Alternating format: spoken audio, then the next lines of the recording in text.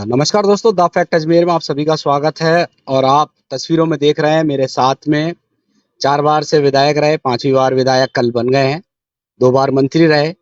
बखूबी इन्होंने अपने कार्यकाल के दौरान विकास कार्य कराए, जिसकी वजह से जनता ने इन्हें आशीर्वाद दिया और 5वीं बार अजमेर उत्तर से विधायक पद पर हैं। और सबसे बड़ी बात, आने वाले मंत्रिपरिषद की रेस में, दौड़ में शामिल है, कह सकते हैं। वैसे आपका स्वागत है इस कार्यक्रम में। धन्यवाद। किस धन्यवाद। तरीके से देखते हैं इस चुनाव में? पहला प्रश्न यही, विरोध काफी जबरदस्त था। इस चुनाव में विरोध नहीं था, चुनौतियां थी, जी जी।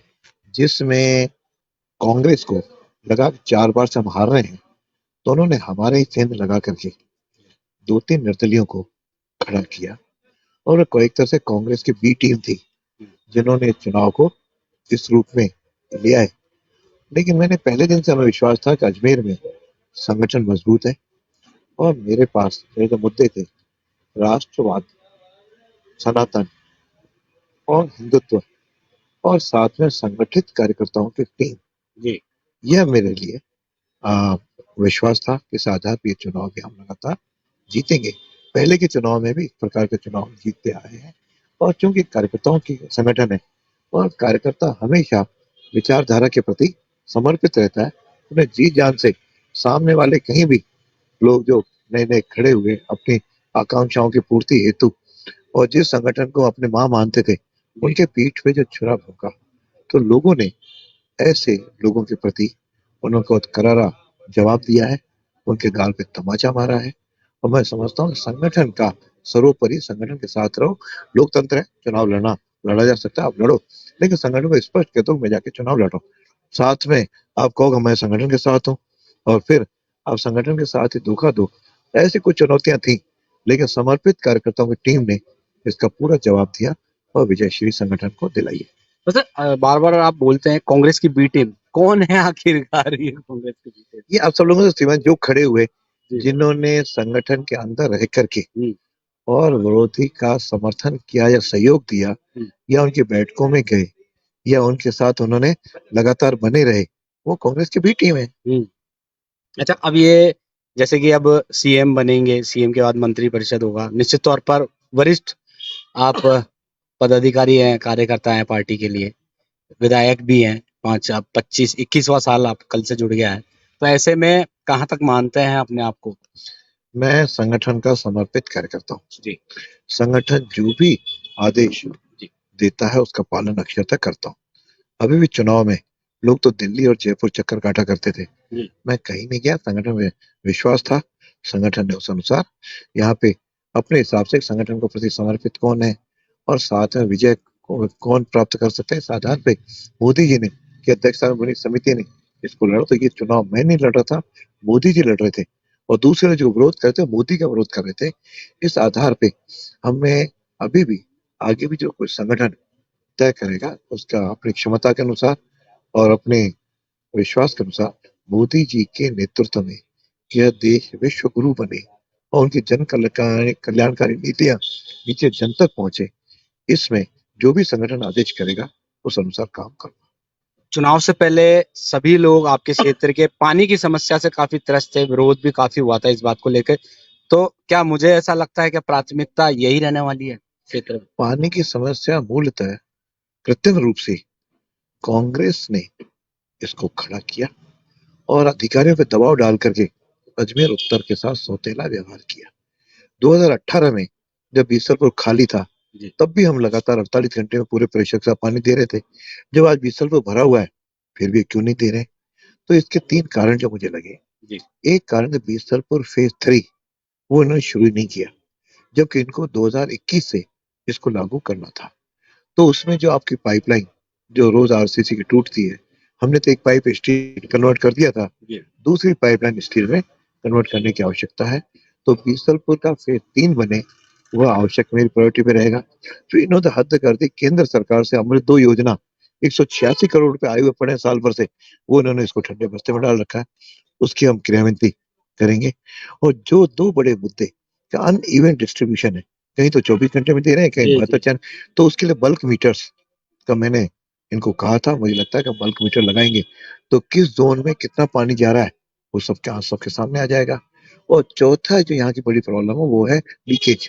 30% पानी लीकेज में जा रहा है, उसको भी हम प्रशासन ठीक करेंगे। ये जो अधिकारी काम नहीं कर रहे थे, निश्चित रूप से सरकार बनते ही हम इनके लिए भी एक कोई ना कोई संवैधानिक ढंग से जो भी व्यवस्था होगी इसको हम सुदृढ़ करेंगे। बिल्कुल, देखिए पानी की समस्या जैसा कि देवरानी जी ने बताया कहीं ज़्यादा कहीं कम, ऐसा क्यों है? उसके लिए प्रशासनिक अधिकारियों को निर्देशित करेंगे कि जिस जगह पर है, जिस कॉलोनी में, जिस वार्ड में है, टाइम पर जाए पानी और सबको समान जाए। जिस तरीके से आपने कहा कि एक जगह ज़्यादा, एक जगह कम, तो ये नहीं होगा। आने वाले टाइम में ये बिल्कुल निश्चित कर दिया जाएगा आपकी तरफ से। और लीकेज सिस्टम जो है हुँ, उसको ठीक करेंगे।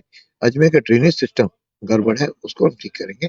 मैंने स्मार्ट सिटी में कहा था इनको, लेकिन प्रशासन ने हम जैसे जनप्रतिनिधियों को जी। स्मार्ट सिटी के एग्जीक्यूशन से पूरी तरह दूर रखा और अपने मनमाने ढंग से इसको लागू किया, जिसमें अरबों रुपए के करप्शन का भी सामने बातें आ रही हैं। जी, उस सबकी हम जांच कराएंगे। और ये भी मेरा मुद्दा रहेगा, पेपर लीक के कारण जो मेरे युवाओं में आक्रोश है, मैंने भी 2 बार रीड कराई थी, कभी पेपर लीक नहीं हुआ। जी। तो अभी जो लीक जिन्होंने कराया है उनके खिलाफ भी कार्रवाई करेंगे, भविष्य में कोई पेपर लीक नहीं हो इसको सुनिश्चित करेंगे। बिल्कुल, देखिए अब जैसा कि अभी बालकनाथ जी का माफ़ कीजिएगा एक वीडियो सामने आ रहा है जिसमें मैं आपको बता दूँ हवा महल सीट से जीते भाजपा के बाल मुकुंद जी का एक वीडियो वायरल हो रहा है। वो कह रहे हैं जयपुर जो भी नगर निगम है वहाँ पर कि जो भी सड़क पर खुले में मीट मांस की जो ठेले वगैरह लगे हुए हैं उनको तुरंत प्रभाव से हटा दीजिए। तो ये एक विधायक का बयान आया है, एक्शन मोड पर है। देवनानी जी भी पहले दिन से ही एक्शन मोड पर लग रहे हैं। पेपर लीक करने वाले अधिकारियों के खिलाफ कार्रवाई की मांग यहाँ पर जारी रहेगी और दूसरी बात जहाँ पर पानी ज्यादा जा रहा है कहीं कम जा रहा है इसको लेकर पानी की जो समस्या है उससे निजात दिलाने की ये दो प्राथमिकता है। साथ के साथ में जो क्षेत्र के जो विकास कार्य रुके हुए हैं उनको अपनाएंगे। पार्क है, बिल्कुल साइंस पार्क पहले पैसा ला के दे दिया, जी। केंद्र से पैसा दे दिया, स्टेट वाला शेयर हमने स्मार्ट सिटी दे दिया, फिर भी इन्होंने उसको लागू नहीं किया। इस तरह के कई योजनाएं हैं और पानी बीसलपुर से पूरा मिले और आम जन को मिले, इसके लिए योजनाएं बना करके जो कुछ सुव्यवस्थित करना होगा करें। बिल्कुल। तो अभी जैसे सारे आपसे जो बिछड़ चुके थे, जो छिटक चुके थे कार्यकर्ता किसी तरीके से नाराज़ थे, तो अब उनको मनाने का रहेगा या वो जो अपनी जगह पर हैं वहीं रहेंगे? जो संगठन के हित में जिन्होंने काम किया है जी। उन सबको साथ लेकर के करेंगे। जिन्होंने संगठन की पीठ पे छुरा भोंका है वो अपनी जगह रहे और उनके खिलाफ पार्टी जो भी न्याय समझेगी कार्रवाई करेगी। बिल्कुल और अब जो 20 साल काफ़ी लंबे समय होता है, क्षेत्र में बात करें तो अब तो पूरे राजस्थान की बागडोर आप सँभालोगे ये तो आने वाला समय बता ही देगा, आने वाले 10-5-10 दिन में। तो किस तरीके से अजमेर को प्रायोरिटी पे क्या रह गया है 20 साल में, जो अब कराएँगे? पानी की बात हो गई, सीवरेज की बात हो गई, पेपर लीक की बात हो गई, मूलभूत सुविधाओं में। ड्रेनेज सिस्टम यहाँ का है, जी, सड़कें भी जिस प्रकार की बात है लगातार साल भर 2 साल में बनाओ फिर टूट जाती हैं, तो सब जगह सड़कें आरसीसी की बने, ये भी सुनिश्चित करेंगे। और साथ में आम जन की जैसे पर्यटन स्थल है, यहाँ के कोई और विकसित हो, हमने कुछ तो किए। और जैसे अन्ना सागर के चारों जो पाते बना एक अच्छा शाम को घूमे तो बड़ा लोगों के लिए घूमने का एक स्थान बना है। साइंस पार्क बनेगा तो 3-4 घंटे लोग कहेंगे, इस प्रकार की व्यवस्था करेंगे लोग कम से कम 1-2 रात्रि अजमेर में रुकें, जिसके आधार पर आर्थिक दृष्टि से भी अजमेर का जो वणिक वर्ग है वह भी यहाँ पे अपने आर्थिक दृष्टि से संपन्न हो सके और इस पे पर्यटन पे विशेष रूप से ध्यान रखें। कानून व्यवस्था जिस पे आपने चुनाव लड़ा है पूरे राजस्थान में, महिलाओं पर अत्याचार इस तरह के। कानून का जैसे मैंने पहले कहा कि जनता जो बीजेपी को बहुमत दिया है जी, उसका आधार यही है कि पिछले 5 वर्ष तक जो जंगल राज था, जो राज था, उससे लोग त्रस्त थे और उसमें कानून व्यवस्था मूल रूप से कब गैंगस्टर्स जा रहे हैं, कभी आप यहाँ पर गोलियां चल रही हैं, कभी चोरियां, जब मकान बंद करके आओ तो चोरियां हो रही हैं, बलात्कार की घटनाएं राजस्थान में खूब बढ़ रही हैं। उस सब को रोकने के लिए कानून व्यवस्था सुनिश्चित करेंगे और साथ के हम यहाँ पर तुष्टीकरण की नीति जो प्रशासन लगातार अपनाता रहा है उससे भी राजस्थान को और अजमेर को निजात दिलाई। अच्छा आठों विधानसभा सीट पर जबरदस्त बहुमत मिला है, एक सीट रह गई है वो भी एमपी की।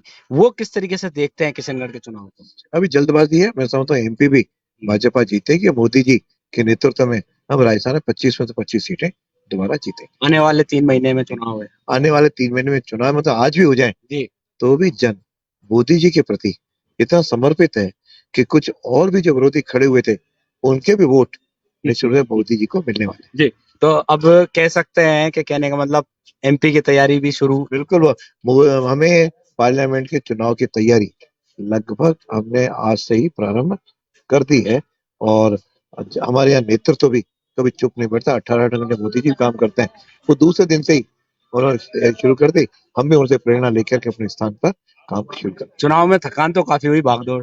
थकान तो एक मेरा तो नियमित स्वभाव रहा है जी। 12 घंटे रोज काम करना, 12 की जगह 16 घंटे काम कर रहे थे, तो थोड़ा बहुत जो शरीर को संभव है, लेकिन कार्यकर्ताओं के उत्साह को देखते हुए और जीत को देखते हुए सारी थकान दूर हो गई। अच्छा, आखिरी सवाल, नहीं 2 सवाल आखिरी है। पहला ये है कि अब सब कुछ हो गया है, तो जैसे जो विरोधी थे वो हो गए हैं, वो अपनी जगह पर हैं, आपके हो गए हैं, तो आपके जैसे विरोध लगातार चल रहे थे, तो आपको कितने आश्वस्त थे अपनी जीत को लेकर? मैं पहले दिन जिस चुनाव की घोषणा पहले दिन से आश्वस्त था। मेरे कार्यकर्ताओं की जो जुझारू टीम है, समर्पित कार्यकर्ताओं की, और संगठन ही इतना मजबूत है कि नीचे पेज प्रमुख से लेकर के और हमारे पूरे मंडल से लेकर के पूरा हमारा जिला पूरा है। कांग्रेस का तो 3 साल से जिला अध्यक्ष नहीं है, किस आधार पे वो चुनाव लड़ने के लिए खड़े हुए, मुझे आज तक समझ में नहीं आया। तो हमारा संगठन मजबूत है और संगठन में कुछ लोग उनके जीवन में संगठन कोई प्रॉब्लम था, वो थोड़े बहुत हुए। मैं समझता हूँ कि उनका कोई फर्क संगठन को नहीं पड़ा। अब बात ऐसे वार्डों की बात कर रहा हूँ जहाँ पे कुछ लोग बिल्कुल इधर उधर हुए, लेकिन उन वार्डों में हमको पहले की तुलना में ज्यादा वोट मिले। तो ये संगठन के जो वहां पे एक समर्पित कार्यकर्ता है उसके कारण मिले, किसी नेता के कहने से कम वोट मिलते हैं, समर्पित कार्यकर्ताओं की मेहनत से ज्यादा वोट मिलते हैं। अब ये भी एक सोचने वाली बात है, एक निर्दलीय 25,000 वोट लेकर जा रहा है, उसके बाद भी जीत हो रही है। ये कार्यकर्ताओं को मैंने कहा ना, मेरे समर्पित कार्यकर्ताओं की टीम है कि इतने ले जाने के बावजूद भी यहाँ पे अखंड कि अभी 5,500 वोटों से मैं जीता हूँ।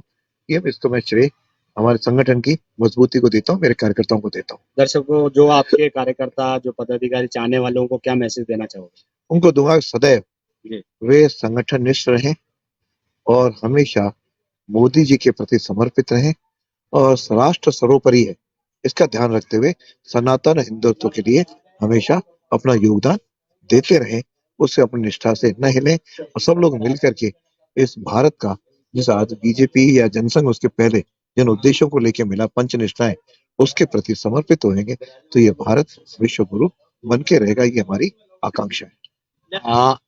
सीएम का चेहरा किसको देखते हैं, क्या रहने वाला है?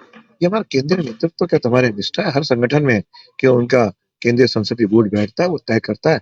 तो हमारे यहाँ बहुत जल्दी उसकी बैठक होगी और उसमें से जिसका भी नेतृत्व तय करेगा उसके प्रति हम लोग उसके साथ नेतृत्व में काम करेंगे। आप भी मानते हो अपने आप को?